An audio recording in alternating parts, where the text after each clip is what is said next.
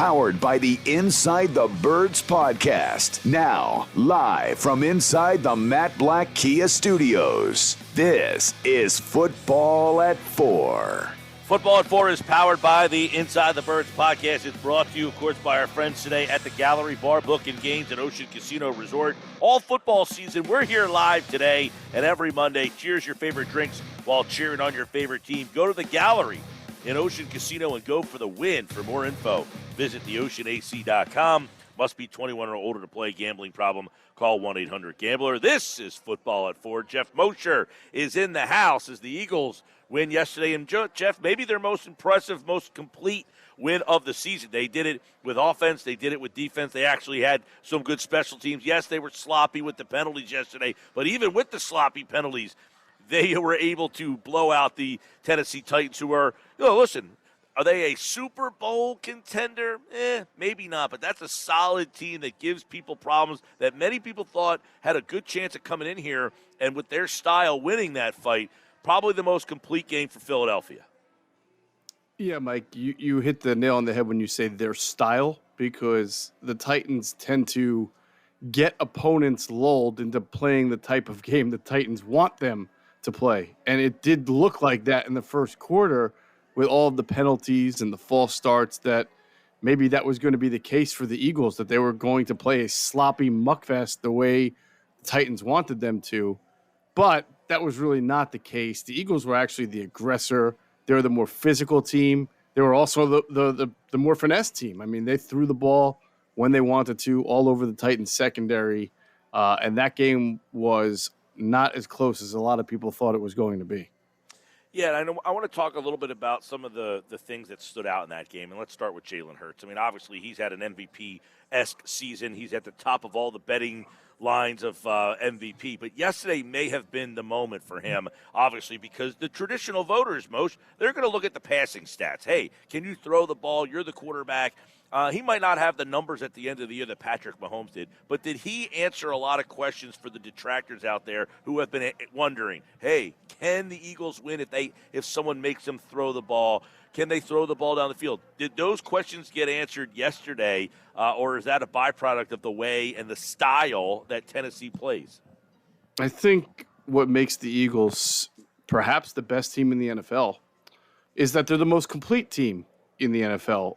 And they are more, in my opinion, more so than Kansas City or Buffalo or San Francisco. They're more adaptable to win a game differently than other teams, meaning they have their identity, but their identity can be, we'll run on you if we need to run on you, we'll pass on you if we need to pass on you, however the matchup is. I think we've seen with some really good teams in the past, like a Kansas City, if you can stop that, Mahomes, if you can confuse them like the Bengals did last year, you can kind of shut them down, and that has a widespread impact on the entire team. But the Eagles are so balanced. So to your point about, questions about Jalen Hurts, I know he hadn't thrown the ball 30 or more times since the Jacksonville game going into Sunday, which is a long while away back because they've ran the ball so well and not needed to pass the ball. Well, he threw the ball, 39 times against the Titans, which is not something that people saw coming, completed 29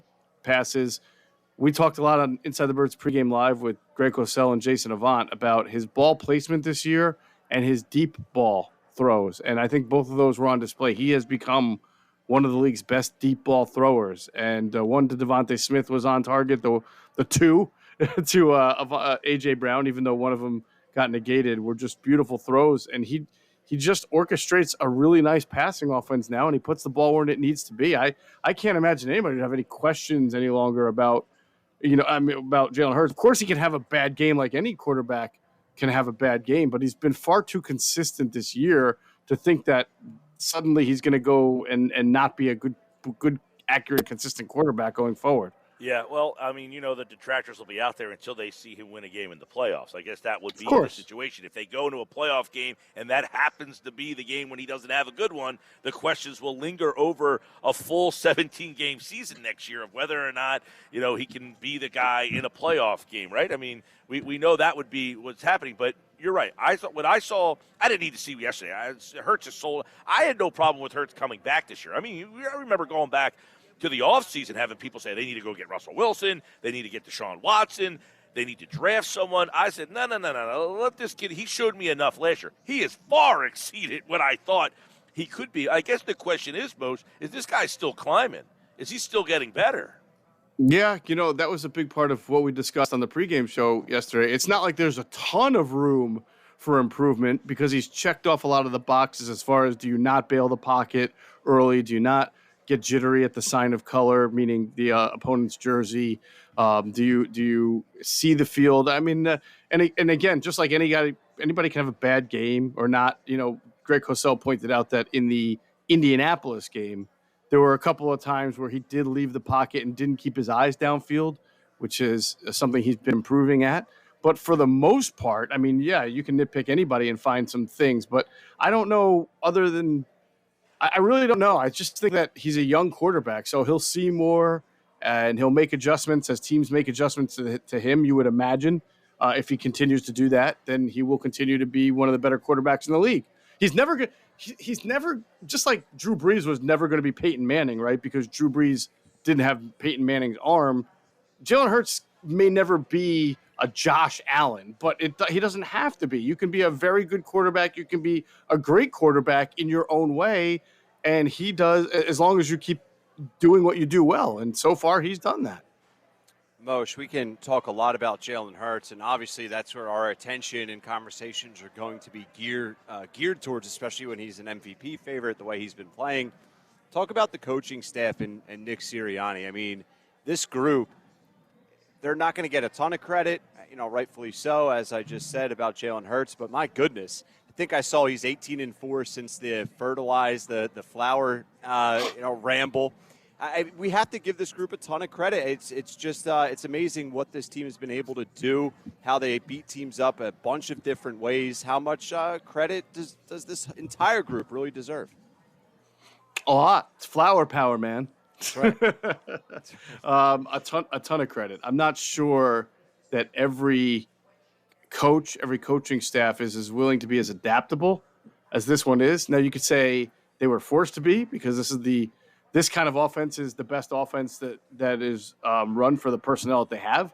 But we've seen plenty of coaches try to shoehorn their own principles into the personnel they have and it not work. So from Nick Sirianni and the coaching, the offensive staff, and I think the defensive staff is doing a good job. They clearly know what they want to be, and they do what they do well. There are gaps and areas that can be exploited, and you can say that for any defense, but it's hard to argue with the results. Yeah, no, it really is. It's just been impressive from Gannon to Shane Steichen, Sirianni giving up play calling. I mean, plenty of storylines there. You hold King Henry to 30 rushing yards. Like, what happened here, right? I mean, this team has been winning despite giving up a ton of yards. I don't know how much of this you got into, with Gil here, but I'm just curious. Is it Sue? Is it Linval Joseph? Is it Jordan Davis? All three of those guys healthy, the front seven being a little bit deeper to rotate in or out, or has something changed? That's a great question, Ryan. And it may take a little bit more kind of looking back because it's sort of inexplicable, right, how they could be so good at some games, so bad in other games. How they go to Indianapolis and give up all those yards on the first drive, then completely turn it around, then go play Green Bay and sort of get gashed by Dillon and Jones, and then you come back and you stop Derrick Henry. The only kind of theme that we've been discussing that I see is that when they face an offense like Indianapolis or Tennessee that doesn't have a diverse run game, it's a run game predicated on take my big man and run him up the middle. They seem to be more prepared for that now with guys like Joseph and Sue. And, when Hargrave and Cox feel like fighting through the double teams, they do a good job too. I think when they face teams with maybe like Cowboys who have multiple running backs who can hit you different ways, or the Packers definitely seem to want to come out in passing formations and run out of them, then hurry it up so that the Eagles were in 4 down fronts. Those seem to be the times where the Eagles get a little bit more exposed, and they're going to be. They're going to be exposed at times by different run games. But again, when they can take the lead early, like they did against the Titans, it doesn't matter because once you take a team out of their running comfort zone and make them pass, especially the Titans who have all sorts of offensive line problems on the left side, then you've won the game right there. When they were up 21-10, I felt really strongly that they were going to win. When they were up 28-10, even though it was early in the third, I thought that there was zero chance that the Titans could win that game. Well, and most this is where the Eagles have become, though. They can win a shootout. They've shown that. They won 40-33. They won 38-35. They can win a bare-knuckle fight. They won 17-16. Whatever style of game you want to try to play against them, they can kind of, turn and creak and adjust and play that style. That's where a lot of teams struggle. Like, if you're going to get into a shootout, some teams can't get into that shootout. If they want to play a bare-knuckle fight, some teams aren't physical enough. The Eagles can kind of play whatever style of game you want to play, but most of the times they get the lead where they can dictate the style if they want to. Absolutely. That's why I said I think they're the most complete team in the league because they can adapt and they can win in more ways than one. And usually really good teams, they still have an identity that they win. We win this way. Yeah.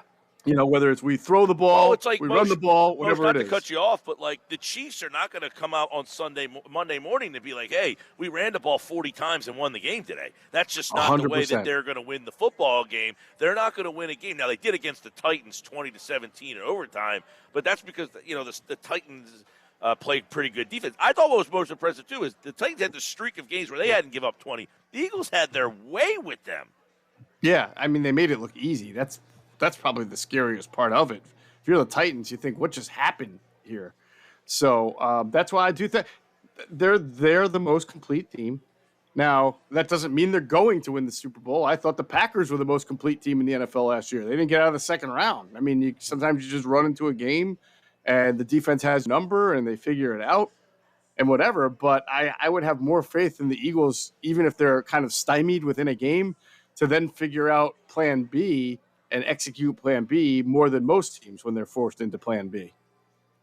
Moshe, I'm curious on what you guys saw and just your opinion on – no, I'm not going to ask you about A.J. Brown and Devontae Smith, who had 18 total combined targets, 13 catches, 221 yards, 3 touchdowns, a partridge in a pear tree. But I want your thoughts on Quez Watkins and Stahl. And I'm not saying Stahl is now a top 5 tight end, but I think Jalen did a good job and the coaching staff did a good job of sort of scripting him in to be more available. But your thoughts on those two guys, particularly Watkins, who's had like 3 or 4 straight games of some solid production. Yeah, I mean, you go back to the game they lost against Washington. He really should have had an amazing. He should have had a game-winning 70-yard touchdown, and then after that, he came back with touchdowns in each of the next 2 games. And I thought yesterday, even when he wasn't having touchdowns, he was moving the chains. He was catching passes. They caught him in some mismatches that were good, and he and Stoll have kind of made up over the last 2 weeks, especially what they've been missing from Dallas Goedert. The first game without Goedert was not pretty, but they figured it out. It goes back to then plan B, how quickly they can execute and compensate for what they're missing. The last 2 games, they've scored 75 total points without him, and they've gotten the production from other guys, not named A.J. Brown and Devontae Smith. And so it is good. And the way they're using Watkins, I think, is the right way. It's not just always in the slot. He lines up on the outside a lot. With that kind of speed, you got to put him on the perimeter, open it up for the rest of the team. And Stoll also made a really good tackle along with Christian Ellis there on the opening or second kickoff return. So that was really important because they really needed that special teams boost too. Right. It was a complete win. You mentioned the special teams. The defense had, 6 sacks in the game yesterday, and they do it without having to really dial up the blitz. They're getting pressure with their front 4, and that's really the style that they want to play. They don't have to dial up any extra guys. And, you saw, a couple runs where Tannehill kind of breaks the contain. But for the most part, they're doing it with the 4 guys up front, and then, man, they cover. Now, Tennessee's a little limited in the passing game. But that being said, the way they were able to get pressure was big time. Yeah, I'd say the one guy, it's not a break or anything, unfortunate, but the one guy who teams have been picking on over the last few weeks inside the slot is Josiah Scott. And they got him again with Treylon Burks. But then Burks had to leave the game.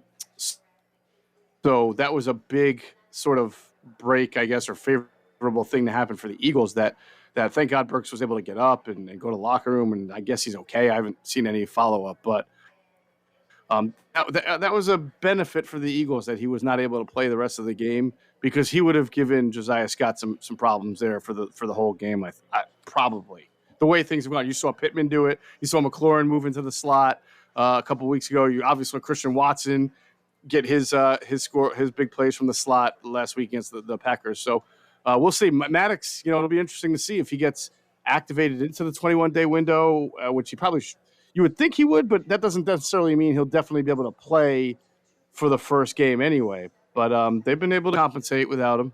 Yep. Blankenship, too, didn't hurt him yesterday. Probably actually was a help because of his ability to help against the run. Let me ask you this, Moshe. Yep. Obviously, Philly wins very impressively. Dallas won. If you look at the final score, you would say very impressively. If those two teams get matched up, what is something that Dallas maybe does that would have you concerned? Well, the diversity of the running game.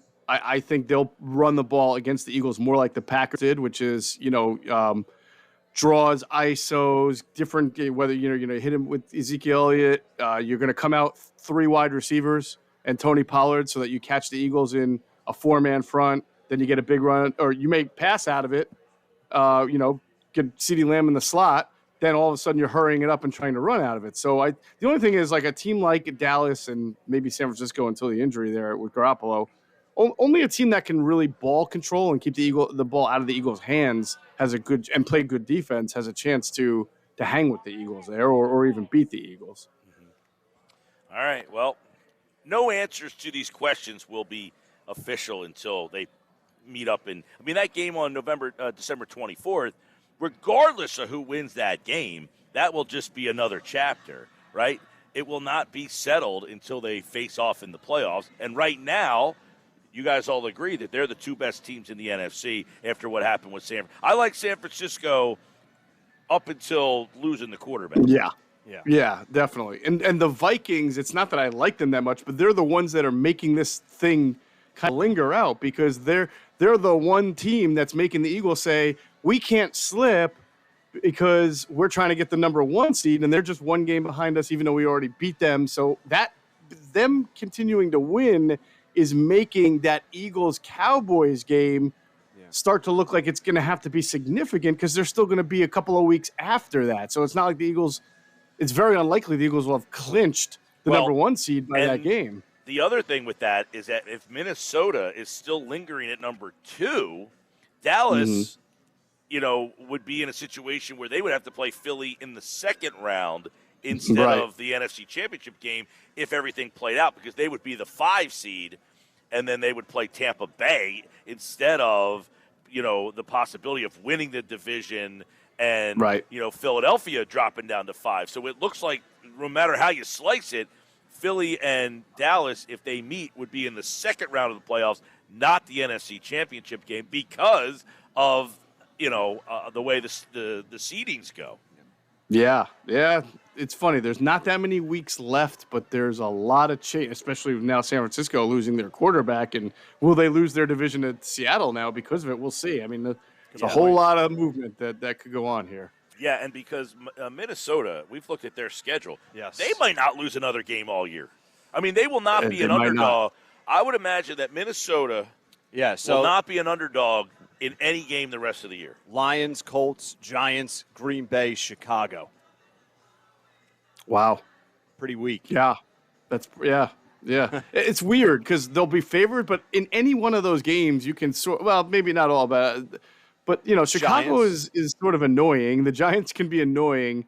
The Lions are now all of a sudden winning games. So it's not like any of those are I wouldn't expect the Vikings to be double-digit favorites in any of those games No, either. I don't think that they are clear-cut going to win every single game. I could see a way that they would lose each one of those games, but they're going to be the favorite in every single one of them. They will be. Yeah. Geoff Mosher, Inside the Birds podcast is out.